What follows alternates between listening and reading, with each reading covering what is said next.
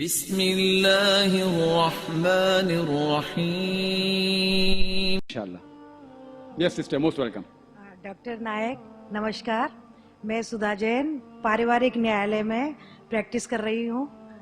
मेरा एक बहुत ही प्रैक्टिकल सवाल है. अभी आपने बताया कि हम महिलाओं के लिए हमारे मुस्लिम धर्म में हम महिलाओं को बहुत 75% हम सम्मान देते हैं, उनके अधिकार हैं, उनके राइट्स हैं. तो मेरा एक सवाल ये है जो कि मैं आए दिन देखती हूँ कि जो आपके जो मुस्लिम धर्म के अनुसार जो तलाक का जो सिस्टम है, 3 बार तलाक देने के बाद उस पर जो इद्दत पीरियड का जो केवल मेंटेनेंस मिलता है, उसके बाद एक अनपढ़ एक ऐसी महिला जो अपना सोर्स ऑफ इनकम उसका कुछ भी नहीं है, उसको किसके सहारे पर छोड़ दिया जाता है. हमारा धर्म जो मुस्लिम धर्म है उसमें कोई ऐसी व्यवस्था कर दी जाए जिससे कि ऐसी महिलाओं को जीवन जो आसानी से कट सके. Thank you. बहन ने एक बहुत अच्छा सवाल पूछा. उन्होंने ये कहा कि इस्लाम मजहब में जब किसी का तलाक होता है तो बहुत से अनपढ़ खवातीन जिन्हें इल्म नहीं होता, उनको जीने के लिए कुछ पैसा नहीं होता, तो कुछ ऐसा मेंटेनेंस जिस तरीके से होना चाहिए कि नहीं.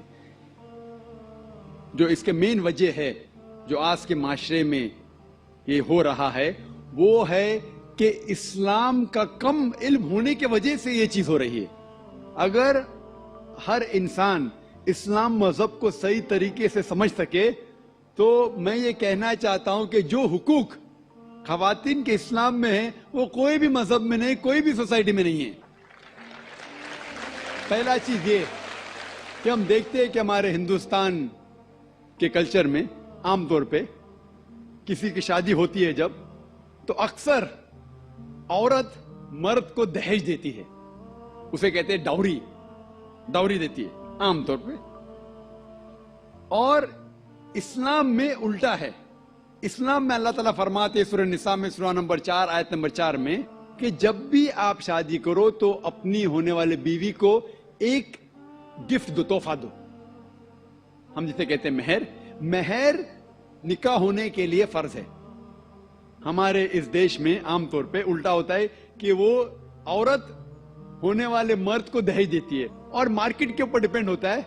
अगर वो डॉक्टर है तो मांगेगा 1 करोड़ रुपया या 10 लाख, डिपेंड कौन से इलाके से आता है. इंजीनियर है तो 5 लाख, ग्रेजुएट है तो 1 लाख, जैसे भेड़ बकरियों का बिकते हैं. और अफसोस की बात है कई मुसलमान भी इसको अमल करते हैं. बिल्कुल गलत है.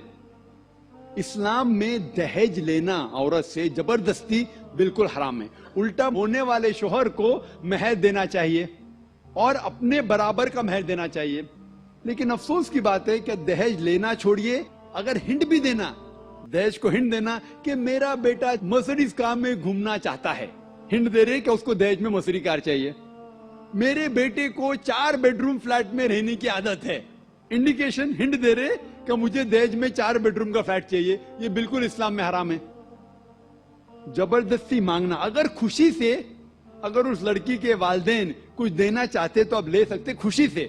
जबरदस्ती आप ले नहीं सकते. ना आप उसको हिंट दे सकते कि मुझे फ्लैट दो या पैसा दो. इस्लाम में उल्टा है. इस्लाम में औरत को महर मिलता है शादी में, और महर निकाह होने के लिए फर्ज है. और महर ये खुद औरत भी तय कर सकती है कि मैं तुमसे शादी करूंगी जब तक आप मुझे 1 लाख रुपया नहीं देंगे.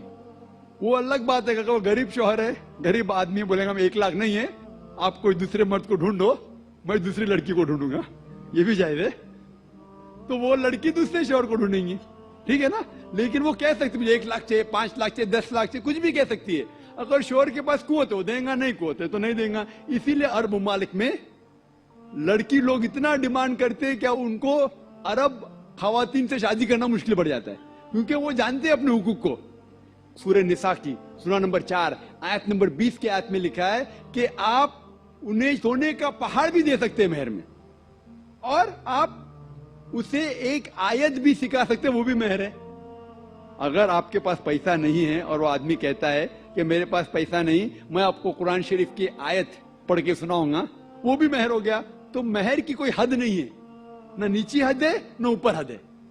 اپنے اپنے اسٹیٹس کے اکارڈنگ وہ مہر طے کر سکتے. اور یہ مہر کی کئی وجہ ہے. ایک وجہ ہے کہ مثال کے طور پہ اس لڑکی کے والدین نے اس کی پرورش کی, اسے گریجویٹ بنایا, تعلیم کے اوپر خرچہ کیا, تو مہر ملنے کے بعد اس عورت کی وہ اپنی جائیداد ہو جاتی ہے. وہ چاہے اپنے والدین کو دے, چاہے خود رکھے, یا اس کو کوئی بزنس میں لگا دے, کوئی تجارت میں لگا دے, اس کا حق ہے.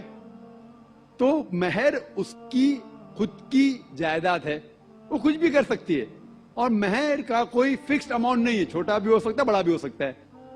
اور اس کے علاوہ یہ مہر اگر خدا نہ کرے, اللہ نہ کرے, اگر طلاق ہوتا ہے, ڈیورس ہوتا ہے, تو یہ مہر اس کے کام آ سکتا ہے.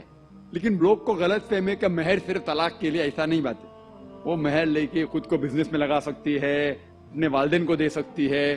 اور جہاں تک کہ اس کا خود کا سوال ہے, اسلام کے اندر جتنے فائنینشیل ایسپیکٹس ہے خرچہ اس کا, شادی کے پہلے ذمہ داری ہے اس کے والد کی اور اس کے بھائی کی, شادی کے بعد یہ ذمہ داری اس کے شوہر کی اور اس کے بیٹے کی.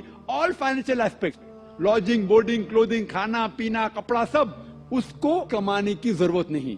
یہ حق ہے مرد کو دینے کا. تو financially she is more strong, she is very strong financially. جہاں تک کہ مالی حالات میں اسلام میں عورت کا درجہ بہت اونچا ہے. جہاں تک کہ بہن نے سوال پوچھا کہ طلاق ہونے کے ٹائم پہ اسے مینٹیننس کیوں نہیں ملتا, بہت اہم سوال ہے. پہلا ہم یہ جان لے کہ جب اللہ سبحانہ و تعالی خواتین کو اتنے حقوق دیے, حقوق دینے کے باوجود اللہ سبحانہ و تعالی عدل کرتے ہیں, جسٹ ہے. کیونکہ جب بھی طلاق ہوتا ہے, جب بھی طلاق ہوتا ہے, گھاٹے میں جاتا ہے مرد اسلام میں زیادہ. کیونکہ جب طلاق ہوتا ہے اسے اگر وہ مہر نہیں دیا ہوگا دینا فرض ہو جاتا ہے. بھلے وہ مہر 50,000 ہو, 1 لاکھ ہو, 5 لاکھ ہو, 10 لاکھ ہو, وہ اسے طے کرنا چاہیے. جب مہر دیتا ہے تو عورت کا نقصان کچھ نہیں ہوتا. اور طلاق ہونے کے بعد آدمی بھی شادی کر سکتا ہے, عورت بھی شادی کر سکتی. جب طلاق ہو جاتا ہے اسے مہر تو مل جاتا ہے, جب نئی شادی کرتی ہے نیا مہر ملتا ہے. آپ سوچئے آدمی جب نیا شادی کرتا ہے اس کو نیا مہر دینے پڑتا ہے, تو آدمی نقصان میں ہے. اگر آپ یہ کہیں گے کہ طلاق ہونے کے بعد آدمی مینٹیننس بھی عورت کو دے, تو ہم کہیں گے یہ اللہ سبحانہ و تعالی حق کے نہیں ہے, نعوذ باللہ. ایسا کر ہی نہیں سکتے, نہیں تو مجھے لیکچر دینے پڑیں گا آدمی کے حقوق اسلام میں. میں اکثر تقریر کرتا ہوں عورتوں کے حقوق. لیکن جو لوگ اسلام کی بنیادی بات کو نہیں سمجھتے انہیں یہ غلط فہمی ہے کہ عورت کا نقصان ہو رہا ہے. عورت کا نقصان نہیں ہو رہا ہے. اور عورت کو کچھ بھی اگر چیز کی ضرورت ہے, جیسے میں نے کہا, آدمی کا حق بنتا ہے کہ اسے دے. شادی کے پہلے اس کے والد اور اس کے بھائی, شادی کے بعد اس کے شوہر اور اس کے بیٹے. اور اگر یہ نہیں بھی دے تو معاشرے کا فرض ہے کہ عورت کو سنبھالے. معاشرہ نہیں کر سکتا ہے, اگر اسلامک حکومت ہے, حکومت کا فرض ہے کہ عورت کو سنبھالے, اس کی پرورش کرے. یہ اسلام میں. لیکن اگر آپ اس کے بعد کہیں گے طلاق ہونے کے بعد آدمی اسے ہر مہینہ اور 1,000 روپیہ دے, 5,000 روپیہ دے, تو یہ آدمی پہ ظلم ہوگا. لیکن جو مہر طے ہوتا ہے شادی کے پہلے نکاح میں, کیا مجھے چاہیے 5 لاکھ روپیہ, اسے وہ سنبھال سکتی ہے. اسے کوئی تجارت میں لگائے اور اس کی آمدنی لے سکتی ہے. اگر کوئی شک ہے کہ ہو سکتا ہے میرا طلاق, کبھی بھی شادی ہوتی تو طلاق کا گمان تو رہتا نہیں دماغ میں کہ طلاق ہونے والا ہے, ہو سکتا ہے. لیکن اس کے لیے اسلام نے اسے الحمدللہ کئی چیزیں سے حفاظت کی ہے. تو مہر جو ہے اسے کئی فائدے ہیں.